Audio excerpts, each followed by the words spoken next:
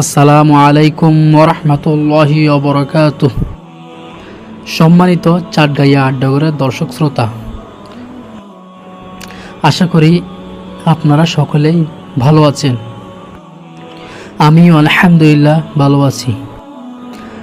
আজকে আপনাদের জন্য চাটগাইয়া আড্ডাঘরের পক্ষ থেকে ওয়াদা ভঙ্গের প্রথম পর্ব নিয়ে কথা বলবেন আমাদের সকলের প্রিয় ভাই আব্দুল খালেক। আমি বাইকে তার মূল্যবান বক্তব্য রাখার জন্য চাটগাইয়া আড্ডাঘরের পক্ষ থেকে সবিনয় অনুরোধ জানাচ্ছি। আসসালামু আলাইকুম ওয়া রাহমাতুল্লাহি ওয়া বারাকাতুহু। ইন্নাল হামদুলিল্লাহ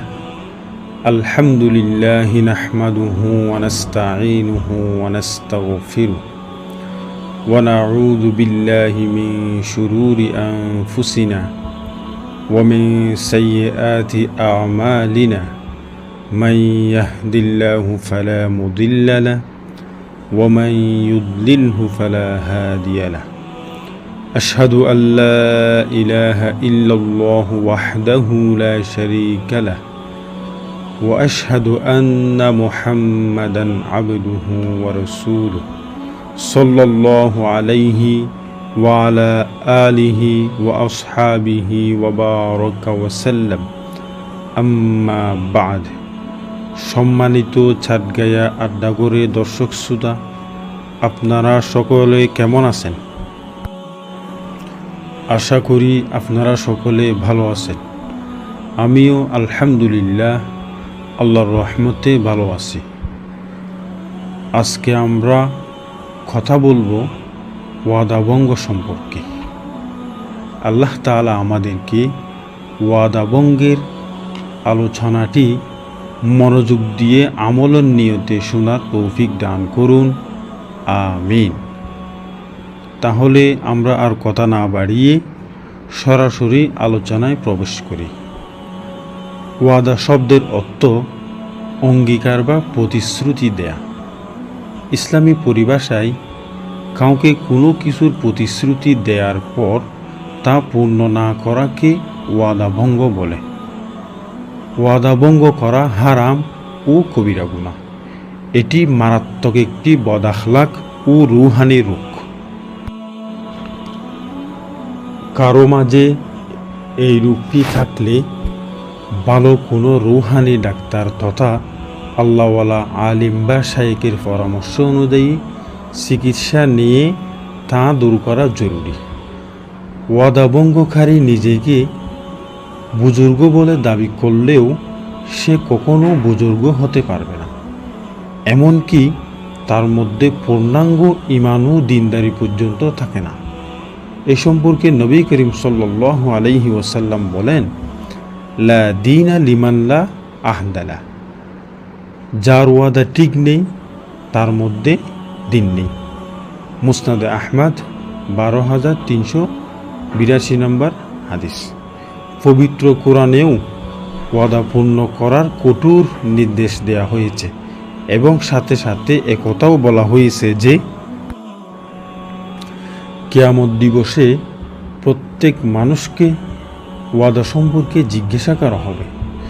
যেমন আল্লাহ তাআলা ইরশাদ করেন, আউযু বিল্লাহি মিনাশ শাইতানির রাজীম وأوفوا بالعهد إن العهد كان مسؤولا وأوفوا بالعهد তোমরা ওয়াদা পূর্ণ করো। ইন্নাল আহদা কানা মাসউলা, নিশ্চয়ই কিয়ামত দিবসে ওয়াদা সম্পর্কে জিজ্ঞাসা করা হবে। সূরা বানী ইসরাঈল 34 নম্বর আয়াত। এখন বর্তমানে অনেক নামি দামি ও বুজুর্গ শ্রেণীর লোকদের থেকেও ওয়াদা খিলাফ ভঙ্গ হতে দেখা যায়। অথচ পবিত্র কোরআনে বারবার বলা হয়েছে যে ওয়াদা ভঙ্গকারীকে আল্লাহ কখনোই পছন্দ করেন না। আর আল্লাহ যাকে পছন্দ করেন না সে কি কখনো আল্লাহর ওলি হতে পারবে? অনেকে শুধু টাকা পয়সা যথাসময়ে আদান প্রদানের প্রতিশ্রুতিকেই ওয়াদা মনে করে, অন্য কিছুকে ওয়াদা মনে করে না। কিন্তু একটি বিষয় স্মরণ রাখা দরকার, ওয়াদা শুধু টাকা পয়সা লেনদেনের মধ্যেই সীমাবদ্ধ নয়, বরং যে কোনো বিষয়ে ওয়াদা করলে তা পূর্ণ করা ওয়াজিব। এর কয়েকটি উদাহরণ আমরা জানার চেষ্টা করব। 1 নাম্বার, সময়ের ওয়াদা। যেমন কেউ ওয়াদা করল যে আমি বিকেল 5টায় আপনার সাথে দেখা করব, কিন্তু বিকেল 5টার সময় সে এলো না এবং ব্যক্তিগত কোনো সমস্যার কারণে সে আসতে পারে নাই। সে যে আসতে পারবে না সেটাও আগে থেকে জানিয়েও দেয় নাই, এটাও ওয়াদাভঙ্গের অন্তর্ভুক্ত হবে। এ সমস্ত ওয়াদাভঙ্গ করা হারাম ও কবিরা গুনাহ। 2 নাম্বার, কাজের ওয়াদা।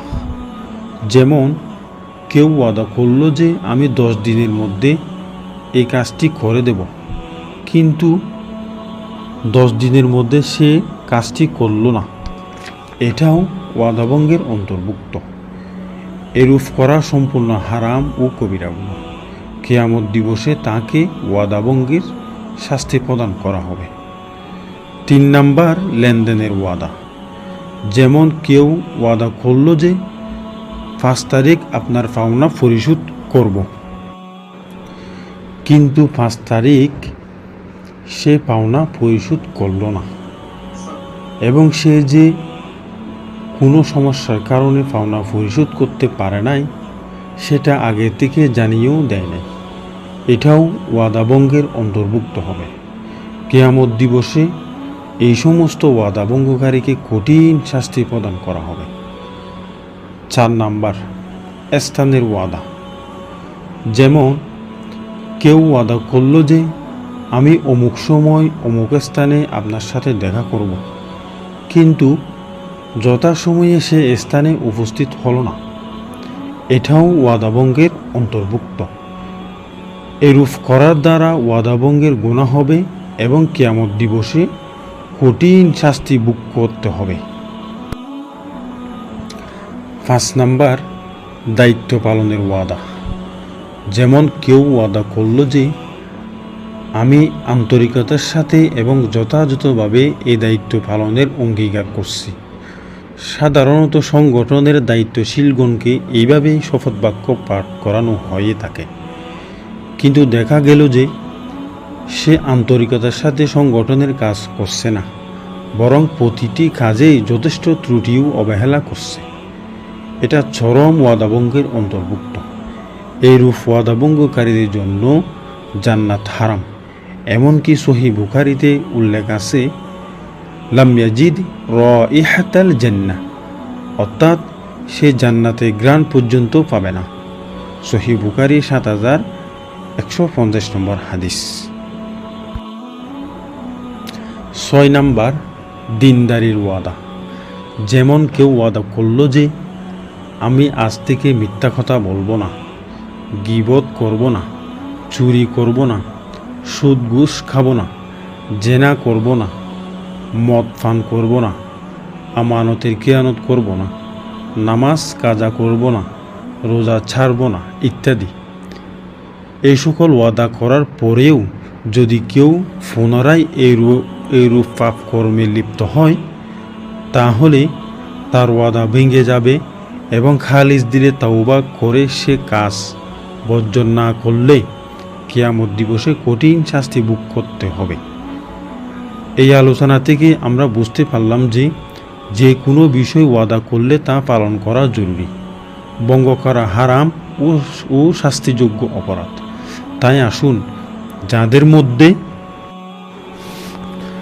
ওয়াদাভঙ্গের খারাপ অভ্যাস যাদের আছে, আমরা প্রত্যেকে আজ থেকে পাক্কা সিদ্ধান্ত গ্রহণ করি, জীবনে আর কখনো ওয়াদাভঙ্গ করব না, ওয়াদাভঙ্গকারীর সাথে সম্পর্ক রাখব না, ওয়াদাভঙ্গকারীকে অন্তর থেকে ভালোবাসব না, ওয়াদাভঙ্গকারীর সাথে আত্মীয়তা করব না, ওয়াদাভঙ্গকারীর সাথে বন্ধুত্ব গড়ব না, ওয়াদাভঙ্গকারীকে অন্তর থেকে ঘৃণা করব, ওয়াদা ভঙ্গের মাধ্যমে অতীতে মানুষের যেসব হক নষ্ট করেছি তা অবশ্যই ফেরত দেব। ওয়াদা ভঙ্গের মাধ্যমে যাদের হক নষ্ট করেছি এবং যাদেরকে কষ্ট দিয়েছি তাদের কাছ থেকে অবশ্যই ক্ষমা চেয়ে নেব। অতীতের ভুলের জন্য আল্লাহর কাছে তওবা ও কান্নাকাটি করব এবং হক্কানে আলেম বা শাইখের পরামর্শ অনুযায়ী চিকিৎসা নিয়ে এই খারাপ অভ্যাসটি দূর করার চেষ্টা করব। আল্লাহ তাআলা আমাদেরকে আমল করার তৌফিক দান করুন, আমিন। আমরা দ্বিতীয় পর্বে ওয়াদা সম্পর্কিত আয়াত সম্পর্কে জানার চেষ্টা করব। দ্বিতীয় পর্বে